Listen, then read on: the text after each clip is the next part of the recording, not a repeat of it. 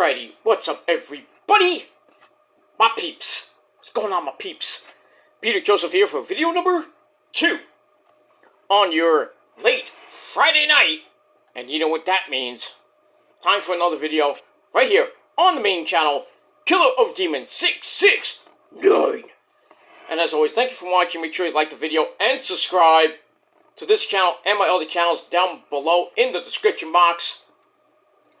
And as always, follow me on social media, Facebook, Twitter, and Instagram. If you're real, if you're not, go fuck yourself. And also, share the video all over the internet. Most importantly, tap that bell, turn on all notifications so you don't miss a goddamn thing.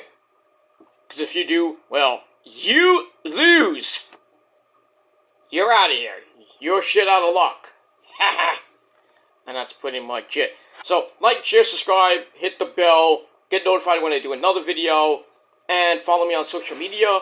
But you gotta be real. If you're not, then you're fake, and you're a piece of shit. That's pretty much it. So, do it now. Alright, ladies and gentlemen, check out my Dynamite review I did on my Peter Joseph channel earlier this evening. So, check it out one time on cue. Do it now. Alright, on this late Friday night, October the 6th, 2023, or if you're watching this from another time zone, or possibly tomorrow, it is now October the 7th, 2023, Columbus Day weekend. The greatest weekend in the world for Italians, even though that's September when the San Gennaro Fest happens, you know, all those Italian festivals, usually in September or early October. So, that's going on, you know, great food and great stuff for all you Italians out there. My peeps. Because I'm a full-blooded Italian sexy bitch. Get old at 8 days. I do. What do you think I'm with Rosa? For a very long time. And you're just jealous. Pretty much. You're all jealous of me because I got a woman and you can't get a real woman because all you got is your hand. And you just stay on YouTube all fucking day with no fucking job. Just stay home, get stoned, and do whatever the fuck you feel like doing. Just rotting away in your little bedroom or your little house, or your mommy's house or your daddy's house, or in the basement somewhere, wasting away your life, doing nothing, not going out and getting an actual life.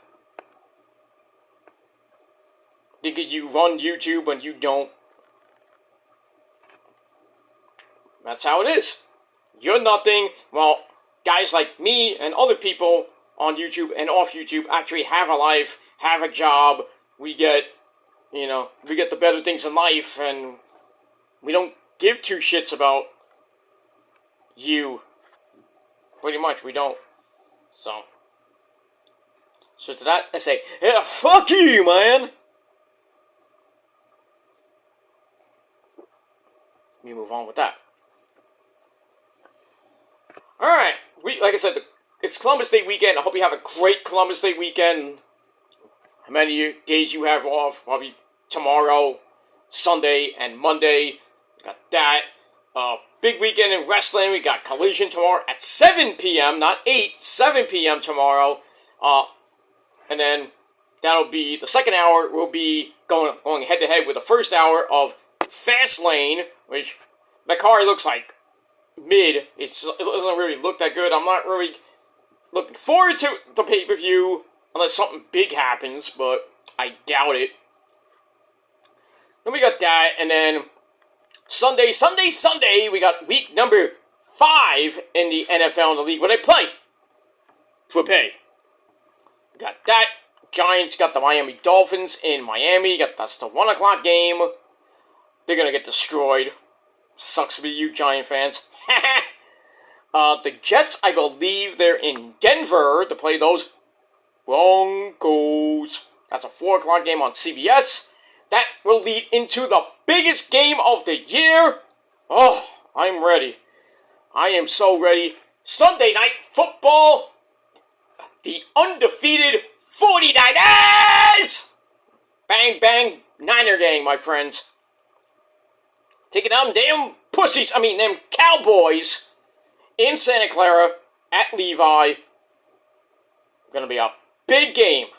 Big, huge game. Which possibly could be a future playoff game. Depending how things go for them boys. Well, we'll see. We shall see what happens with that. So, Sunday, gonna be a huge day, especially for me, because I got the Jets and the freaking Niners. The Jets got the Broncos, so, see how it is. Jets are 1-3. Giants are 1-3. Niners are 4-0, about to be 5-0, because them boys suck. But they always give us fits, it's always a good game. We'll see if Brock Purdy can make it 10 in a row during the regular season. I thought it was 10, but not yet. If he wins on Sunday, it will be 10 straight wins in the regular season.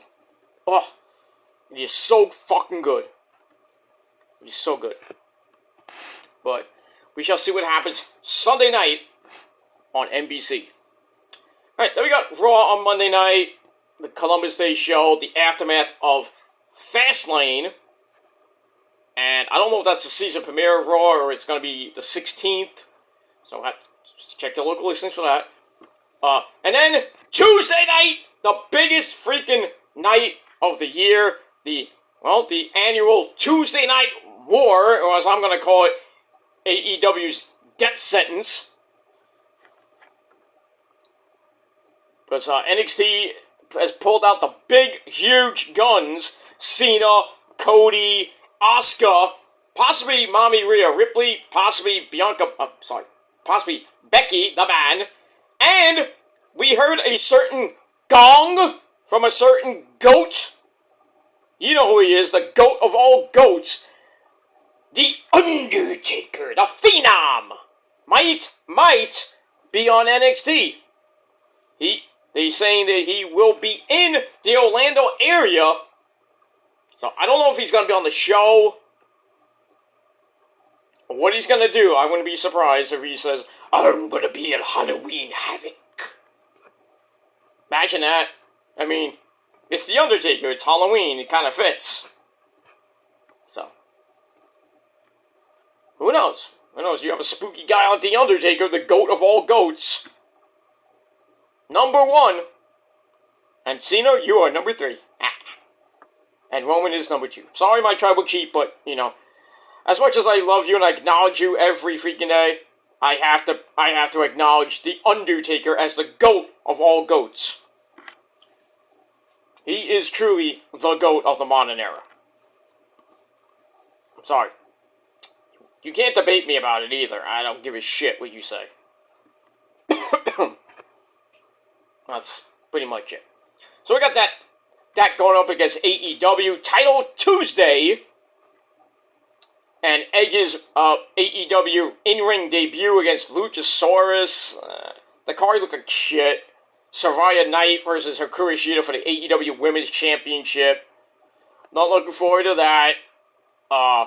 Moxley versus Rey Fenix for the International title. It could be good, we'll see. But I think the match of the night will be Swerve Strickland against Bryan Danielson. Yes! That's going to be a good match. That's the match I actually want to see. Other than that, I don't know what Tony Khan's going to do. I know it's in Independence, Missouri, which is kind of near Kansas City. If he was smart, he has the money, he can get Travis Kelce and Taylor Swift to be on the show. In the crowd. Put them in the crowd. And show them all night. Every 5 seconds, you cut to Kelce and freaking Taylor Swift making out or something like that. I don't know. That's what I would do. Like you have Travis Kelce maybe come out in a segment or just come out to the ring. It's like, hey, it's Travis Kelce, everybody, yay! And then he's going up against a segment with Cena in it or something like that. Like Cena comes out with Carmelo Hayes. And then next thing you know, you turn to freaking AEW, you see Taylor Swift in the ring. Hey, Taylor, yay! That'll put butts in the seat. Let's get a million views with Taylor Swift. They can still get Taylor Swift and they'll still get destroyed in the ratings. So, Tuesday night is going to be basically the funeral of AEW in the ratings that night. The one time a year where I think, NXT is going to beat AEW in the ratings. But other than that, any other night, they can't win. I mean, this week they got 857, and AEW, with a stupid freaking audio problems, got 800,000. What are you going to do there? But, yeah. We'll see what happens with that. And on SmackDown next Friday night, the season premiere with our tribal chief, Roman Reigns, will be back. And we will also hear from The Game, Triple H, with an announcement to make. I don't know what that is. Unless he's gonna boast like, "Hey, NXT, you have the biggest ring in our history, yay!" Yeah, one time a year you'll beat AEW in the ratings. Unless it's maybe like SmackDown's going to the USA Network in January. Then again, it could be something else we don't know that The Game, Paul Levesque, will tell us. Or maybe he's just gonna promote Crown Jewel. I don't know. We'll have to see next Friday night on the program. That's that. But anyway, on this particular video, we're not going to talk about SmackDown right now. We will maybe try to get this done really quick and then get to SmackDown and then go to sleep and enjoy my 3-day weekend. And Fastlane tomorrow. That too. Alright, so here is your really late and so mega far out of date Monday night review for October the 2nd, 2022, from the SAP Arena, the Shark Tank, in San Jose, California, home of the San Jose Sharks. And Bailey, too. Bailey lives in San Jose. Really, she should move to San Fran, because she's a mega 49ers fan. Speaking of that, on Raw, guess who was in the crowd? George Kittle. My boy. Kittles and bits and bits and bits. He better have a big game on Sunday. We need a big game from Kittle. CMC 23, that's Christian McCaffrey. For you dumb people that don't know. Ayuk. Debo! Brock Purdy's gonna throw like 5-6 touchdowns.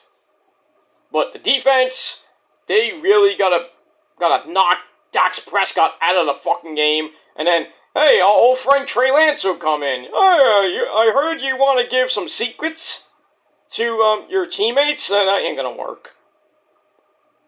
That's not gonna work. God forbid you come in that game, you're done.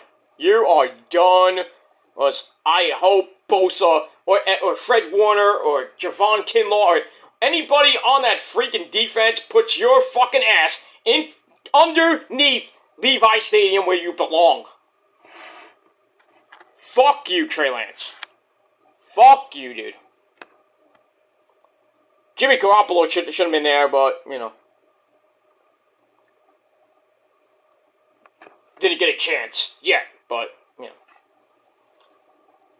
the Niners don't play the Raiders this year, so maybe next year. I'm not counting a preseason game, because that don't count. I'm talking about freaking regular season. I want Jimmy Garoppolo's face in the turf. And pushed underneath that, too. Fuck him. But he got you to a Super Bowl. What did he do? Even though the refs gave the Chiefs that game. And then, what did he do last year? Not last year, the season after that? Choked the NFC title game.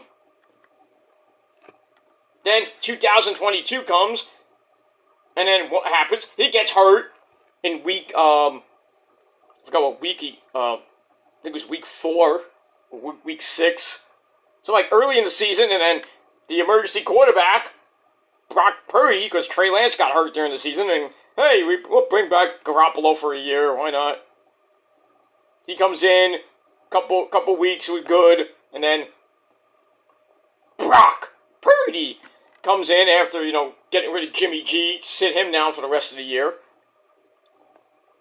What does Brock do? Go on an amazing 11-game winning streak, which should have been 12 if the pedophile Eagles didn't play like fucking basic dirty birds. You know that game would have been closer than it really would have been if Brock Purdy didn't get hurt.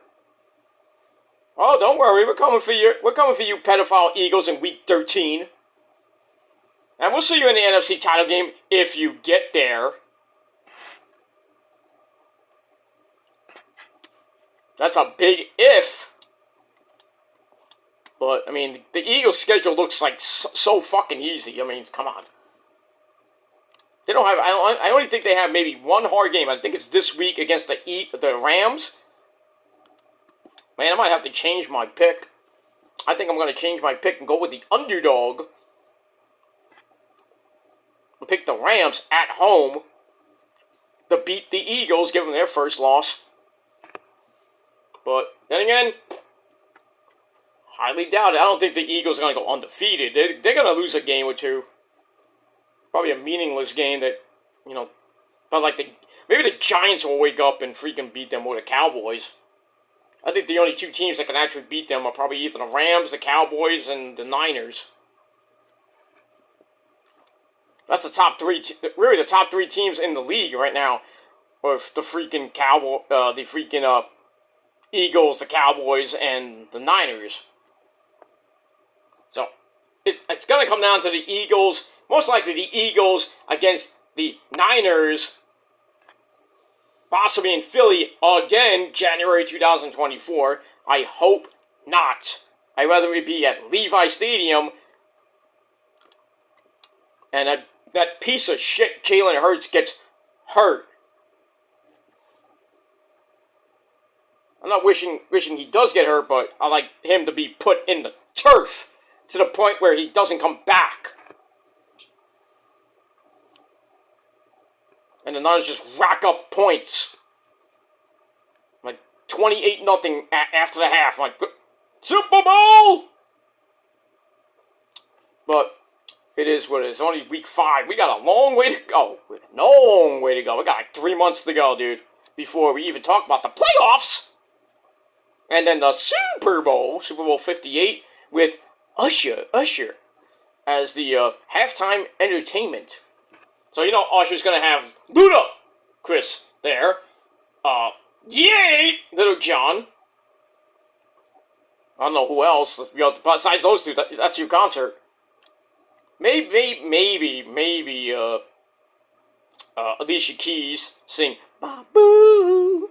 Yeah, I don't know. But I know he'll sing, yeah!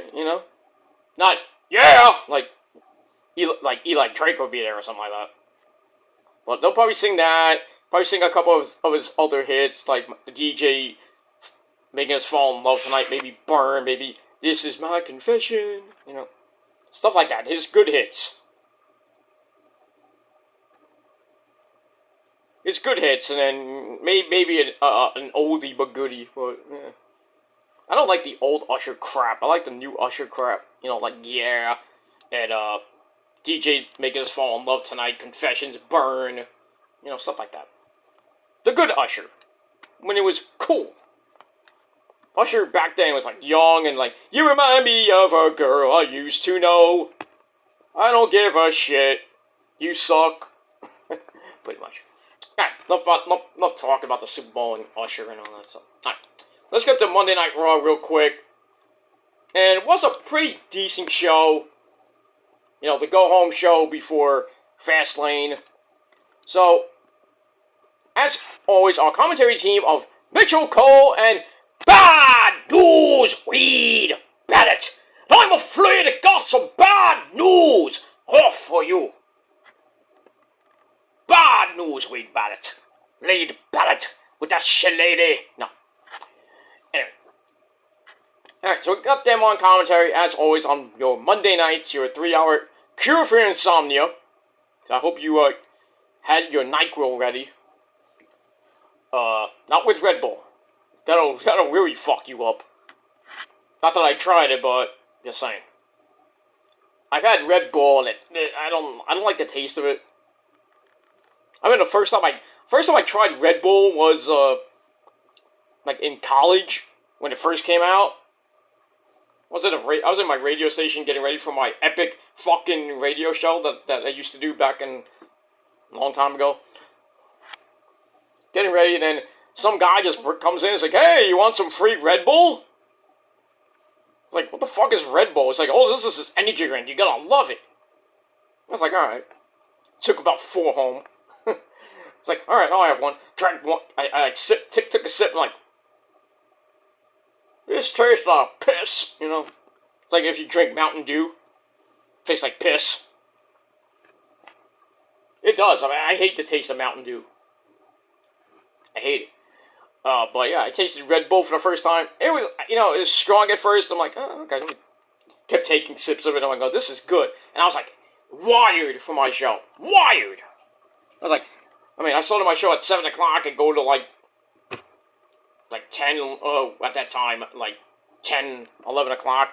I was like, if I had another one, I probably would have stayed up all night long. I would have probably been on the air till like 6 a.m. and then fall asleep. My parents were like, where the hell are you? Still on the air. What are you doing on 6 a.m.? They won't let me out. But then again, the security guards would have kicked me out eventually. But, because I have stories to tell from people that I used to work at Kingsborough Radio or Brooklyn College Radio. They locked themselves in the freaking radio station. Or they locked themselves in, like, the management office where we used to hang out and everything. They locked themselves in there. Sometimes they had sex in there overnight. And then they come back. And then, they open the door and then there's, like, nobody there. They have to wait because, just make sure, like, nobody comes in or anything like that. But people have stayed overnight and slept in the radio stations. It's crazy. Like, what are you doing here? I never, like, went to the radio station, like, early in the morning and saw somebody that I knew, like, in the management office, like, sleeping or anything like that. But I've heard stories. I'm like, damn. And, like, around 12 o'clock, the security guards say, hey, what time are you guys leaving so we can lock up the radio station, because they're 24 hours anyway. And, like, people leave, like, some people leave at, like, 2, I used to leave at 2 a.m. sometimes. Sometimes I would stay up to, like, 2:30 at the station, 2:30 in the morning, and then walk 25 minutes to my parents' house. Because it was over the bridge and everything. The small bridge, not the big bridge, If you lived in Brooklyn, you know what bridge I'm talking about. So I did that, and I did that a couple of times, but during the winter, I only did that once, because the bus never came. Well, actually, it came late, because the guy was sleeping, and me and my friend, like, trying to wake the guy up. Like, we left at 1, and then we didn't get on the bus, like, 1:45, because the guy was sleeping. So, like, my friend Greg is, like, knocking on the door. It's like, knock on the door, like, wake him up. Guy wakes up, we get on the bus. He's like, oh, I was like, it was out of order. He's like, well, why didn't you turn on the thing when you were ready to leave and say it was out of order? We would have waited for another 45 minutes for another bus, or we would have walked home. Idiot.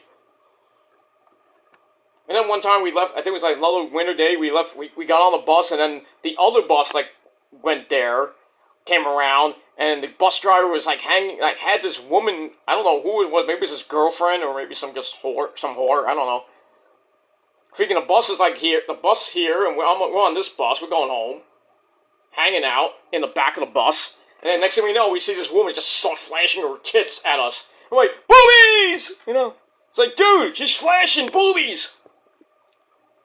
All the way up until when our bus turned. I'm like, no, let's go, keep going. Good thing I wasn't on that bus, man. If I was on that bus, man, I would have had a ball. Maybe that girl would have banged me on that bus. Yeah, never mind. Bang bus. Anyway, we move on. Alright, so, let's get into Raw. I have too many stories to tell. I don't want to go all night. It's 1:30 in the morning, and I gotta go to sleep.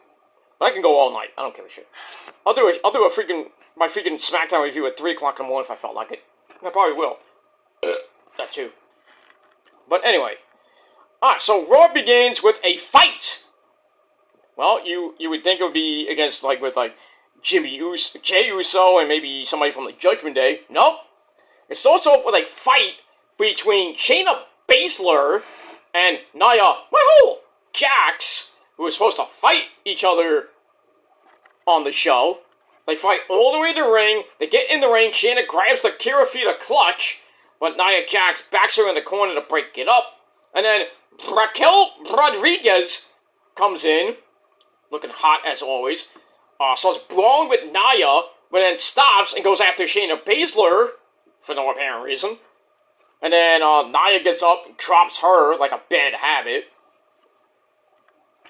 And then, of all people, the Women's World Champion, Mommy Rhea Ripley, comes back after 2 weeks of, getting hurt, even though she was in Australia with her soon-to-be hubby, Buddy Matthews. So she comes back and takes down Nia with a double leg. Oh, that's crazy. And then Raquel Rodriguez jumps in, beats up on Rhea Ripley, and then agents, security, freaking Adam Pearce comes out, Jason Jordan, Kenny Dykstra, the Hurricane, Shane Helms come out, like they're gonna break that up. They try, but eventually, Rhea is left in the ring, and she's like, "Come on!" And then the crowd's going nuts. "Mommy, mommy, mommy!" chants, right? Then she gets on the mic, says, "I'm not done yet." Then she orders the rest of the Judgment Day to come out. I'm like, uh-oh, mommy is pissed. And basically, Rhea Ripley was in period mode. She was in period mode. So, Dom, who lost the NXT North American title just at the time, he lost the North American title to Trick Williams at No Mercy. So, he comes out beltless, and then the law firm of Finn and Priest, Priest comes out, minus Finn. I don't know where Finn was. Probably taking a dump somewhere. So, they come out. So, Dom and Priest come out. Rhea says, "We have some business to attend to." So then, we go to break, come back, and, basically, Rhea's like, "Well, there's no true leader of the Judgment Day." Yeah, that's right, he went to AEW. And she's like, "Everybody has all their responsibilities. Right, Dom?" I'm like, uh-oh, here we go. She's like, "I left that to you, Poppy Priest. And look what happened. He lost the belt. I'm not medically cleared to compete tonight. Finn is hurt. I didn't even know he was hurt." And she said Dom lost his North American title to Trick Williams at No Mercy. So Priest says people are coming for the belts, meaning Cody and Jay. But he's going to show back harder. He's like, "I have my belts. I have my Money in the Bank briefcase. But where's your title, Dom? I don't mean to start anything, but where's your title, Dom?" And it was like, oh shit. I was like, oh, break up. So Rhea Ripley does like that evil face turn.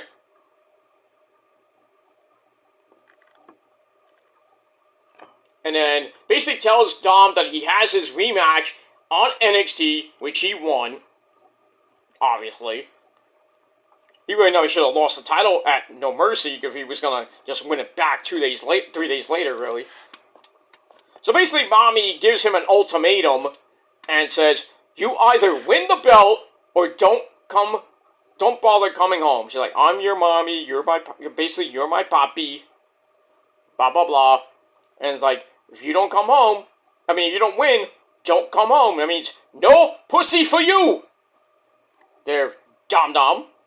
So, So we got that. And then Jey Uso comes out to interrupt. Priest isn't kind of interested in what he has to say, but Jey says, Mommy has more balls than Roman Reigns ever did. You son of a bitch.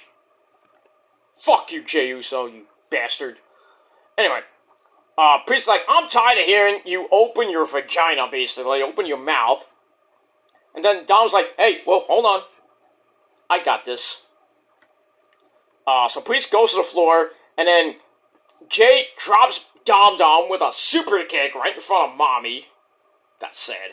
And then JD McFlurry comes out, jumps Jey from behind, then we got a double team. But Jey comes back and cleans house. Adam Pearce comes back again, and he's like, that's it. That's it. It's going to be the Judgment Day against Jey Uso and Cody Rhodes for the tag team belts this Saturday at Fastlane. I'm like, oh no, they're going to give the belts to Cody and Jey? Ugh. No. Please no. For the love of God, no. It's not going to happen. I think Finn and Priest are going to retain the belts. I really have a feeling. But we'll see. We'll see what happens tomorrow night. Alright, so I gave that segment 3.25 out of 5 stars. And I gave the women's segment 3 out of 5 stars. And we're off and running on Monday Night Raw. To Chaos.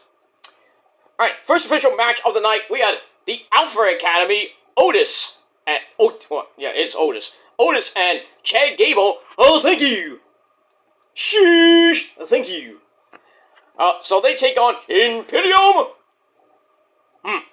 Marcel Barthel and Fabian Aichner. And as always, the lovely, vivacious Maxine Dupri. Out there looking hot, as always. Match was okay. Nothing great.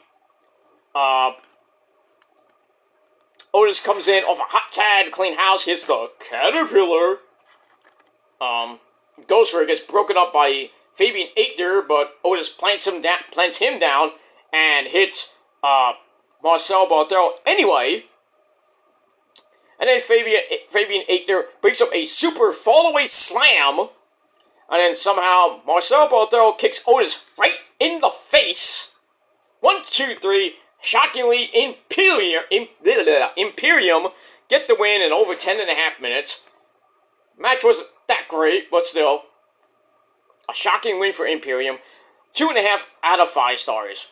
And then later on in the evening, we had a pretty damn epic fucking Intercontinental title match between Tommaso Ciampa, the Psycho Killer, against Walter, who has held the belt for a little over a year now, a year plus really now. Unlike Roman, as of this video, 1,136 days. So by the end of this,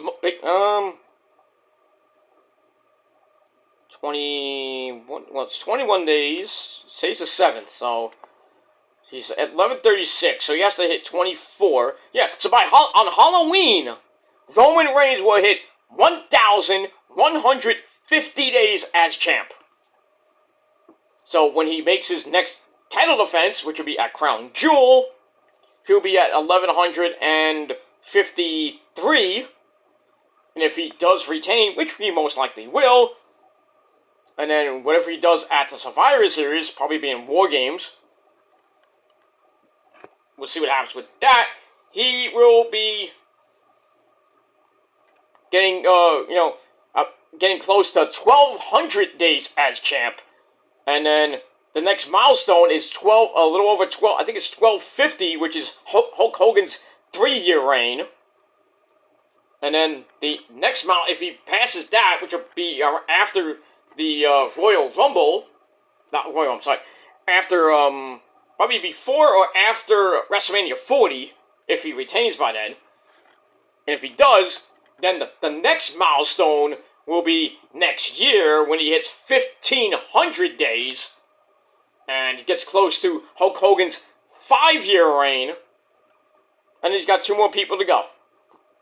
He's got 2 people to go, which is Bob Backlund at Backlund held it, I think, close to 2,000 days.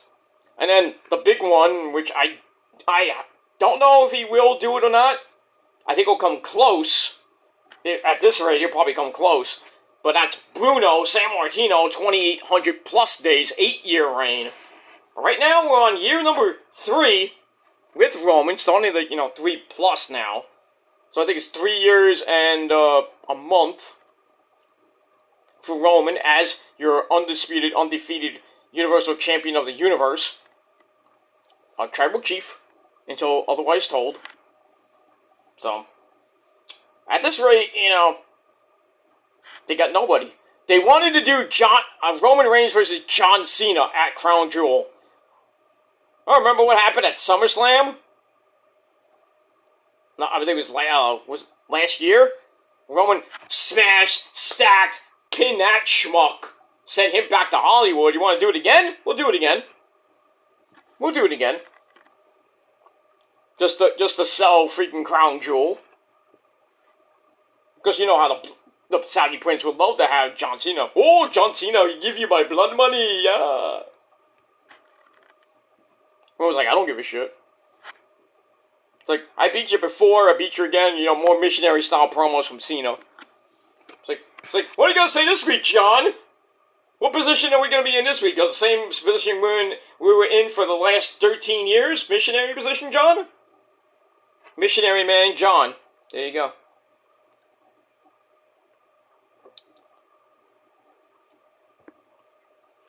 That's what it is. That's what it is.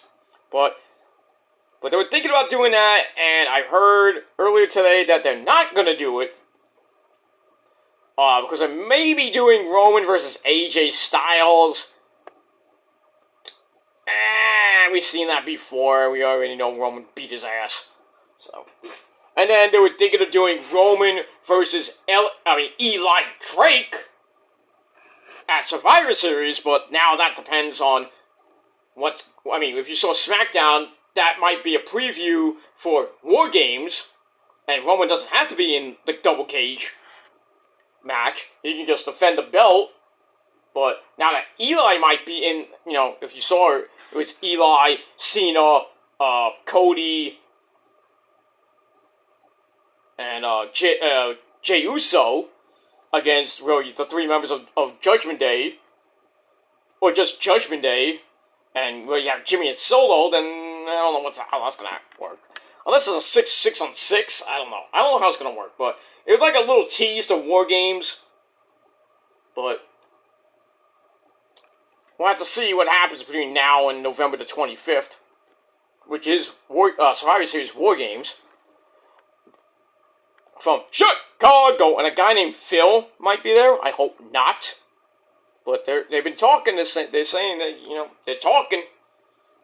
How fitting would it be to have him come back in his hometown? But then they're like, oh no, Chicago's too easy. Let's bring him back out the Rumble at number 30. Yeah, and Tampa St. Pete is gonna explode when Punk comes back. I hope not. I hope if we hear Cult of Personality, the fans boo the living shit out of him. That's what I would do. Boo! Get out of here! Go back to Chicago, you bum. Go back to fucking AJ Lee. That ass, Go back to your horrible UFC career. But we'll move on from that. Alright, anyway. Minus that. Alright, let's get back to Raw. Alright, so Imperium got a shocking victory over the Alpha Academy. And I gave the match 2.5 out of 5 stars. Alright, then we get a recap. Of The Man! Becky Lynch retained the NXT Women's Championship at No Mercy. Then we see Becky's sick-looking elbow injury, which needed 11 stitches to close that nasty cut she got. So you can see half the freaking muscles and blood. Ugh. Nasty. So she wasn't medically cleared to compete on Raw, and then we saw on NXT where her next opponent was supposed to be Tegan Nox, but that match got canceled. And now on NXT, they had Indy Hartwell making her NXT comeback against Lyra Valkyria, against Roxy. And we saw Lyra Valkyria get the win, and she will face Becky at night 1 of Halloween Havoc for the NXT women's title. And then Tegan Nox like, hey, what about me? What about Tegan? No, it doesn't sound right. What about me? What about Raven? What about you? I think that was like some promo was like, hey, what about you? Nobody cares. So we get all that. Alright, so we got all that. Then we see, speaking of Tegan Nox, she's disappointed that her match with Becky is off, but then Chelsea Green comes in, you know, the resident Karen. She comes in to say Tegan should be happy that she isn't going to lose. And then somewhere down the line, we get a match between them coming up later on that I don't care about. So the segment, didn't care that much about, so I gave it 2.25 out of 5 stars. Alright, after that, we get to Bronson Reed taking on Cedric Alexander, who's somehow still on the roster. Bronson Reed wins in over 2 minutes with the Tsunami. That's it. Bing, bang, boom, good night. The match I gave a 0. Dud. Didn't like it, didn't care. Alright, after that, we hear from Drew McIntyre, who doesn't want to hear about the right thing because he doesn't remember anyone doing the right thing when the Bloodline was beating the living shit out of him about like a year or 2 ago. Where were you then? We get that. Alright, then we go to the contract signing between Walter. I thought we had the IC match. Oh yeah, we do. Okay, get that. I went ahead. Sorry. All right, so we're supposed to have the contract signing for the Intercontinental title match next week. So Tommaso Ciampa, the Psycho Kid, he comes out and stops to talk about how Walter has been served 5-star meals since he got to Raw and WWE. But on the other hand, I'm the kind of guy who is expected to turn roadkill into filet mignon and then make it happen. So he's like, next week I get to fight for something I've wanted since I was 5 years old, and that is the Intercontinental title, and have my family in the front row. And basically like, I'm fighting for myself, and that's it. Signs the contract. Walter's like, oh, that was such a touching story there, Tommaso. Where he's in a suit from the Men's Warehouse, because when you go to the Men's Warehouse, you're gonna like the way you look. I can guarantee that. Because that's where I go. So he criticizes Ciampa for wearing less than professional clothes, like he does, and says the title is the most prestigious in all of professional wrestling. You're damn right. So Ciampa's like, well, how about we do this? How about I beat you now, or later on in the main event? So Walter's like, why don't you prove it? So you're a tough guy, why don't you prove it? So Walter signs the contract, the match is on for later on in the night,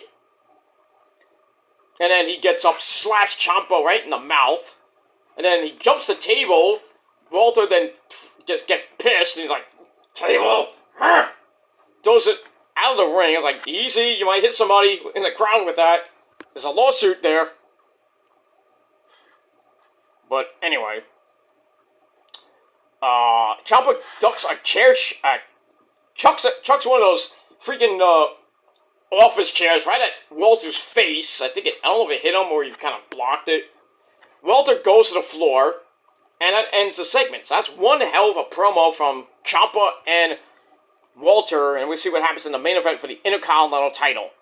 So I give that 3.25 out of 5 stars. Then we see Poppy Priest yelling at the rest of Judgment Day in the back, but as always, Mommy Rhea Ripley has to be the voice of reason, calm things down.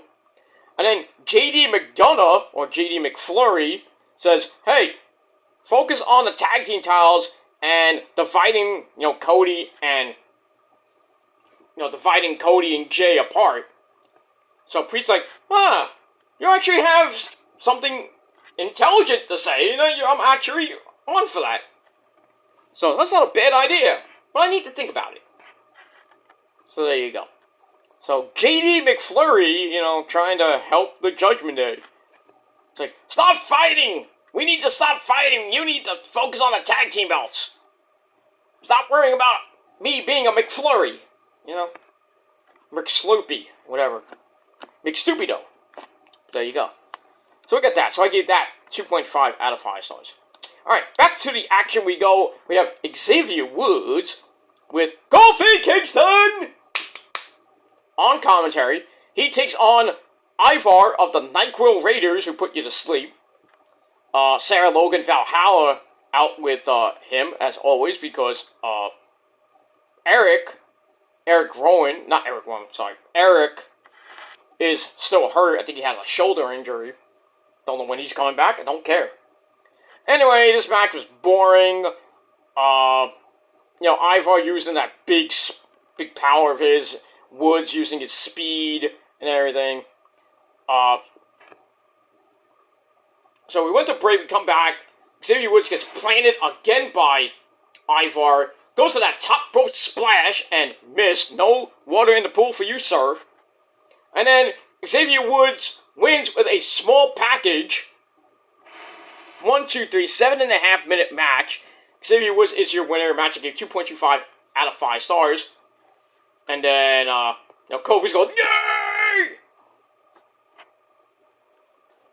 He's going nuts. And then Ivar and Valhalla, pissed. So Ivar jumps Xavier Woods, takes out Kofi as he tried to make the save. Then he stacks him up around the middle of the ring, goes up top, and hits a double crushing moonsault off the top rope. Freaking sick that it is. And, that was it. So, Ivar, we all know him as, Ivar. I forgot his actual name, in Ring of Honor. Oh, I think it was Harper and Rowe, or I forget. War Machine. You know what I'm talking about. But, blah, blah, blah, blah, blah, blah, blah, blah. So, he takes out the New Day once again. They're left like pancakes, basically. So, 2.25 out of 5 stars for that. Did not care too much. Alright, then we get a video on the Seth Rollins Shinsuke Nakamura feud. Speaking of, and that leads us to Seth Rollins coming out. Oh! So he comes out, so fired up. Mitchell Cole in the ring. Seth Rollins praises Mitchell Cole for conducting an interview. He says, you are the GOAT of all GOATs. How many shows have you missed there, Michael Cole, in your career, your 26-year career? 2. I'm like, 2? I remember shows where he wasn't even on commentary. He was in the back. Well, I guess that counts, I guess. But I guess if you want to call Michael Cole the GOAT of commentary, yeah, you could. Of the modern era, not of all time, because we all know that's JR. Well, it's really JR, Gorilla Monsoon, Bobby the Brain Heenan, Gordon Soley, people like that. But of the modern era, you gotta put Michael Cole number 1. I would put Michael Cole number 1.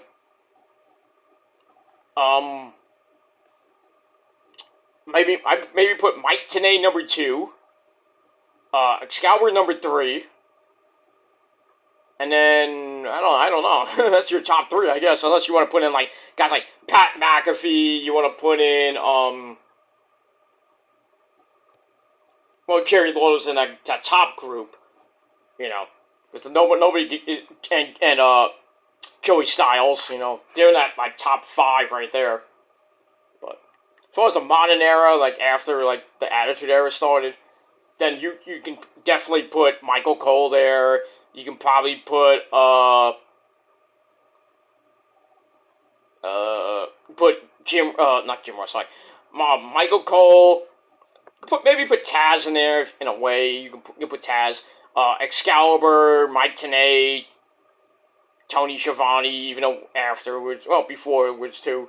I mean, there's so many good commentators out now. Really, the GOAT is really Michael Cole.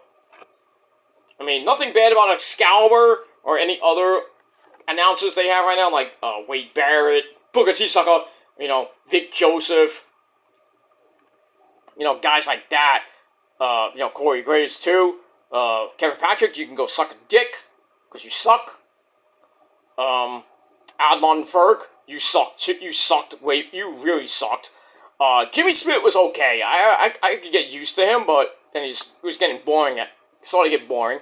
And then Pat McAfee, I actually love Pat McAfee on commentary. I wish he came back, but, he's doing college football. He's doing his Pat McAfee show on YouTube. So, he'll come in for maybe once in a while, but, they need new commentary. Because Michael Cole has only got, maybe a year or two left. Yeah, Beavis and Butthead. Coffee mug.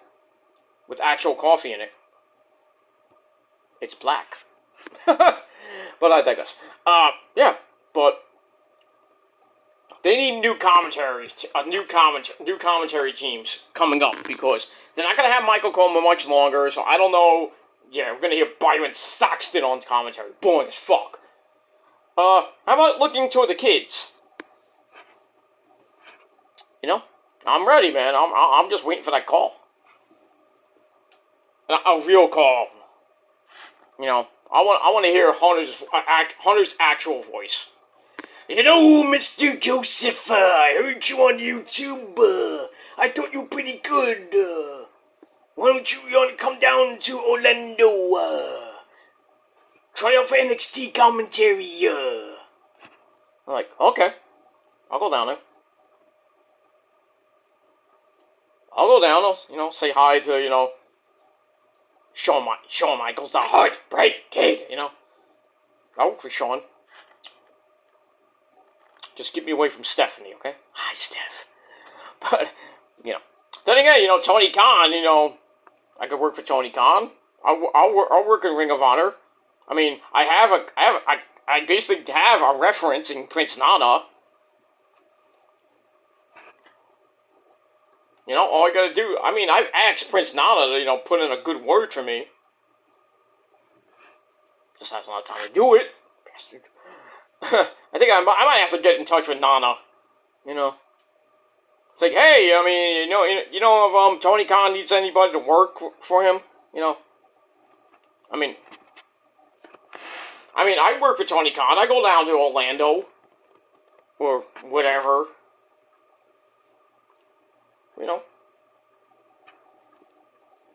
I'll work for Tony Khan.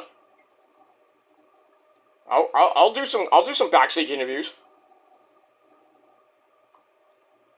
Don't want to step on Lexi Nair's toes or anything, or just get rid of Alex Marvez or RJ City, get rid of that schmuck. And then eventually, hey, you never know, I could be on Ring of Honor TV pretty soon, but I have to travel the country, don't know what would happen with, who. I have to bring her, obviously. I don't want to be away. I won't be away from it that long. I'll be, just go down there, do the tapings. If I'm with Ring of Honor, do the tapings, do the pay-per-view, back home for a couple of days, back on a plane.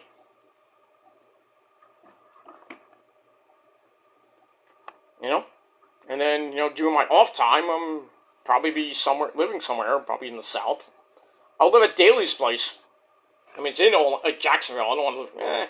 Jacksonville's okay, but I'd rather live in, somewhere else in the state or in a different state. Maybe I'll live where Kenny lives in North Carolina. Then again, I could live next door to Adam Cole, baby. That would be weird. Adam Cole and Britt Baker have a party. Next thing you know, I hear, Adam! Adam! I'm like, God damn it, Roddy, I thought we stopped the storyline. I have to go over, stop it, Roddy! Stop! You Melvin? And then Matt Taven's like, what'd you say? I called him a Melvin. Because that's what he is. No, he's not a Melvin. Roddy's a good guy. I met Roddy a lot of times. Roddy's a good guy. Adam Cole's a good guy too. And Matt Taven. But you know who's not a good... you know who really is a Melvin? Mike Bennett. I met Mike Bennett a couple of times.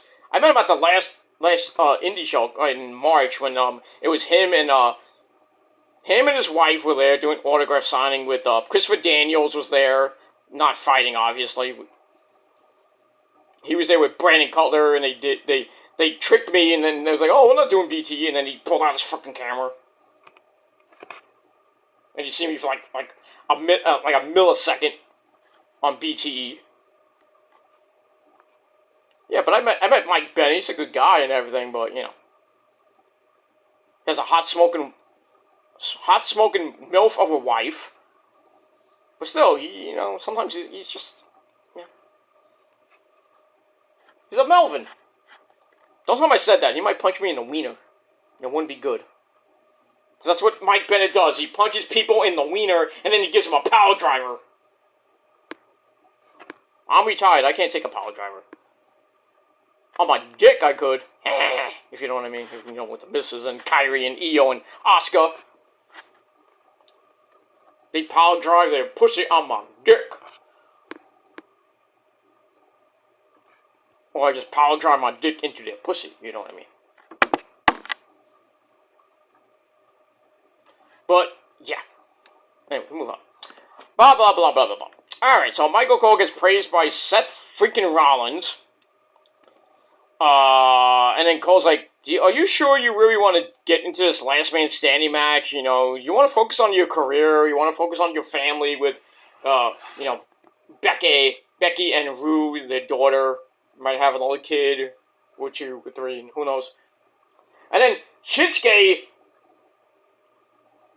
is playing Seth this time, and he asks what Rollins is doing because Seth might not understand what he's getting himself into. So Cole brings up Rollins' bad back and how many weapons Nakamura will have at his disposal because it's hardcore. He can use a chair, table, anything not nailed down. So blah blah blah. So Rollins like, how many years have you worked here? 26. How many shows have you missed? 2. So Seth says Cole's addicted to the business, basically. That's what he's going through as well, because this ring is how I make a living, how I met my wife, how I have a beautiful baby girl. And, you know, that's the best I got right there. And then Shinsuke pops up on the screen, talks in Japanese, accuses Rollins of faking his back injury. And then he's talking, and he's like starting the count 1, 2, 3, and then the real Shinsuke Nakamura comes in from behind once again, jumps Rollins from behind, knocks him out with the King Sasha to the back of the head, and then Tape Nakamura starts counting in English, which would have been epic if he started chanting in Japanese.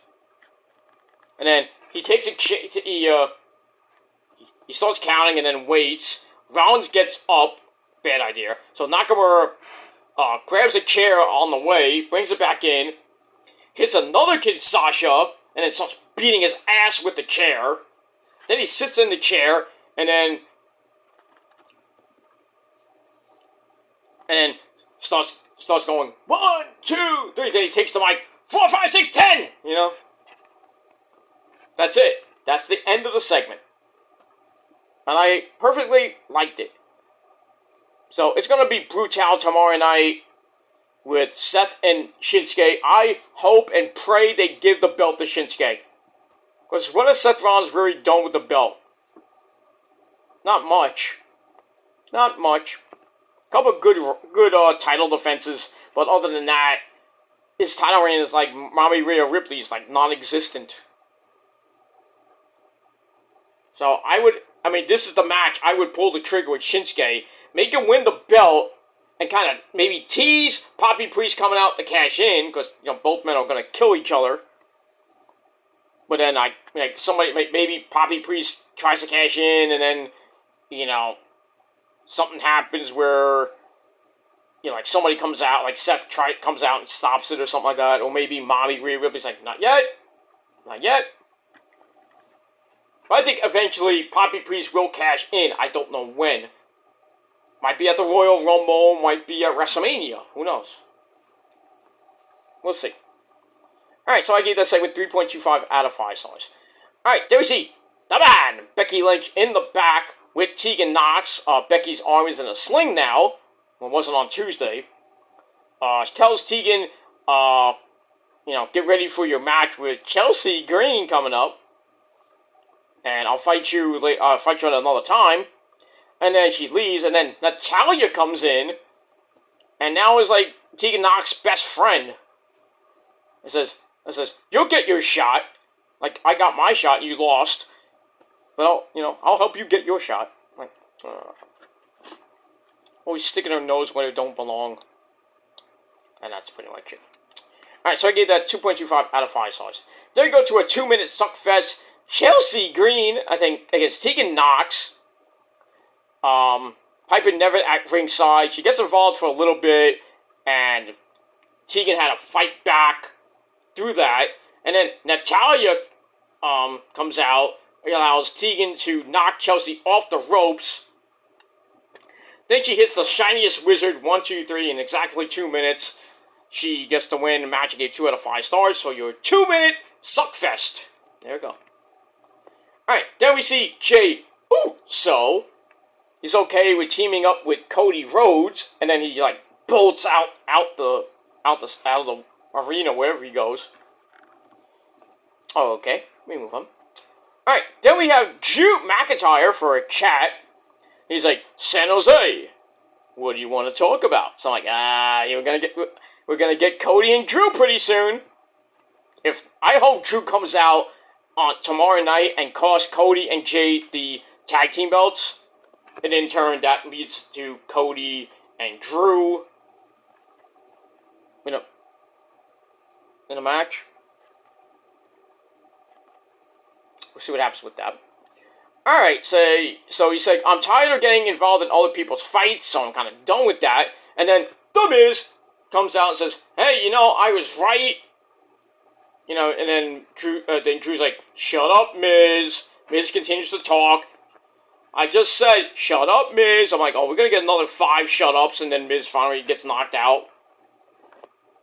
So, blah, blah, blah. And then Miz starts acting like a weirdo. Says, you make me want to puke. Blech.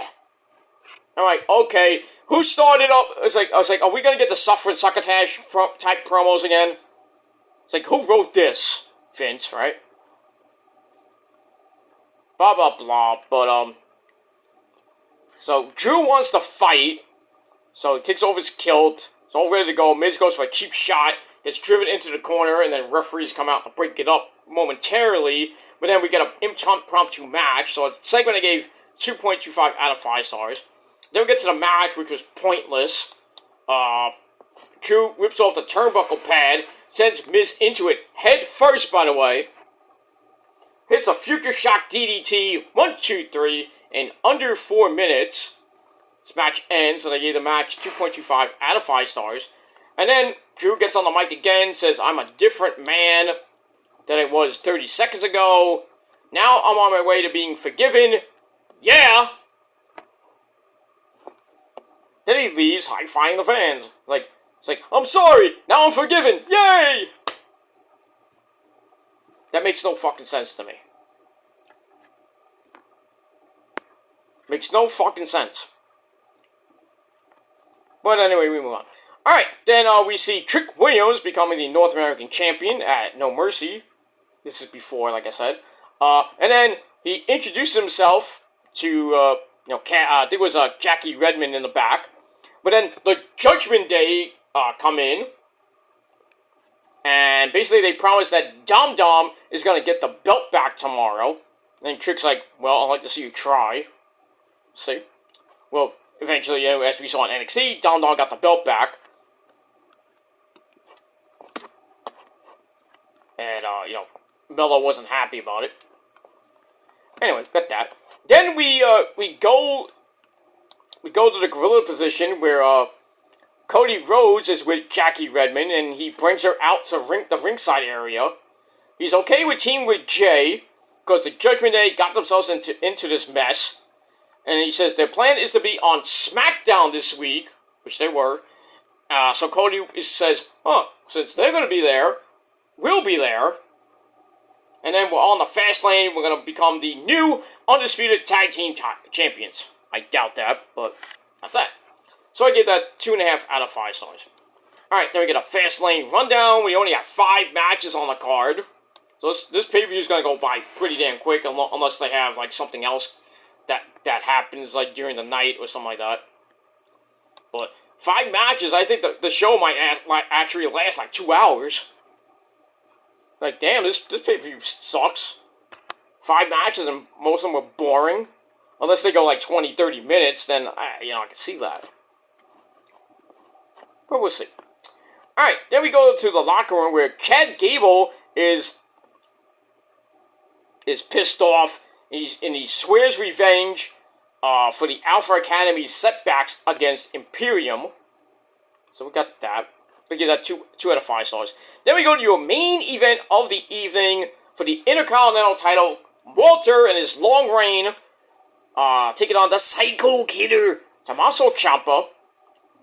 So Walter comes out alone. Ciampa comes out to his epic theme. No one will survive. Or whatever the name of it is. This match was a banger. Back and forth they went. Beating the living piss out of each other. Ciampa hits Willow's bell for a near fall. Tries to go for the fairy tale ending. It gets blocked. Then Ciampa stomps away. But we get a running knee by Walter. It goes for the running knee, I should say. Walter cuts that off with a big dropkick for a near fall. Ciampa then hits the running knee, only to have Walter come back with the ever-popular sleeper suplex for a near fall. Then they keep going back and forth. Ciampa locks him in the Sicilian stretch. Walter stacked him up for a pinfall, but Ciampa comes back, cranks away at it again, until a big boot gets the rope break. Then they chop each other to death. And then Walter, who had his hand smashed on the ring post and the announce table, he's hurting and he falls back into the corner, but he manages a gut wrench powerbomb, and then actual powerbomb plants Ciampa again. Then he locks him in the 1905 sleeper, and Ciampa goes to sleep, and that's it. So almost a 23-minute match. Match was a banger, and I gave it 3.25 out of 5 stars. So Walter's still your reigning, defending, undefeated Intercontinental Champion of the world. And like I said, 3.5 out of 5 stars. After the match, Marcel Barthel and Fabian Aichner come down for basically a 2-on-1 beatdown as Walter says, "I'm out of here." And then, who's going to save Ciampa? We're all thinking maybe Johnny Gargano, right? Well, on cue, Johnny Gargano comes out. The crowd's like, who are you? No reaction. He comes in for the save. We get a super kick to Marcel Barthel. And then another one to Fabian Aichner. Knock him down. Then they load up for Meet in the Middle, or the BTE trigger, basically. And the show just went right to black. I'm like, no! How do you cut the feed when they're about to hit their epic move? God damn you, Kevin Dunn, you son of a bitch. But then, thankfully, they showed it on YouTube. Yeah, showed it on YouTube. Morons. Morons. Kevin Dunn, you are the biggest fucking fail of a production camera guy I ever seen in my life. Why would you cut that right there? You could have had an extra minute or two. I mean, the USA Network would have gave you at least another minute and a half to show, hitting Meet in the Middle, and then hugging and stuff. Yay, DIY's back! But no, they fucking cut the feed. morons. So anyway, that's that. So that ends Monday Night Raw. And I was going to give it a pretty decent rating, but with that fucking ending, the way they ended the show, pissed me the fuck off. So my overall rating for Raw, and I gave it 6 out of 10 stars. I wanted to give it 6.5, but I took that half and cut it in half, basically. So, Raw, you get a 6 out of 10 for that. And that's it. That's all I gotta say. Leave your thoughts and opinions down below in the comment section. And that's it. Like the video, subscribe to my channel. My channels, I should say. Show them all your love and support. Follow me on social media, Facebook, Twitter, and Instagram. Hit the bell to get notified when I do my next video. And don't forget to share the video all over the internet. And, if you wish, and then all that other shit. Alright, so that's that. Thank you for watching, everybody. I'm Peter Joseph, signing off. Until next time, if you're not down with that, well, that's too goddamn bad, motherfuckers.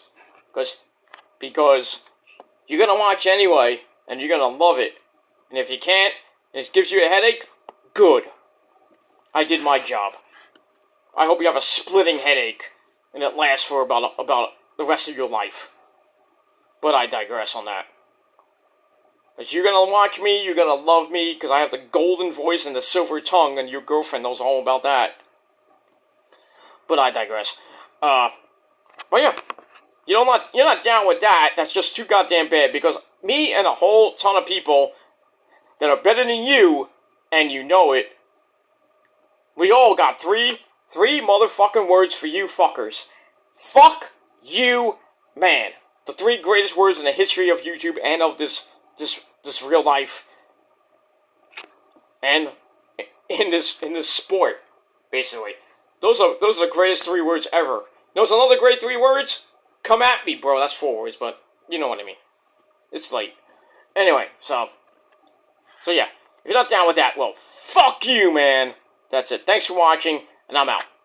Peace, you fuckers.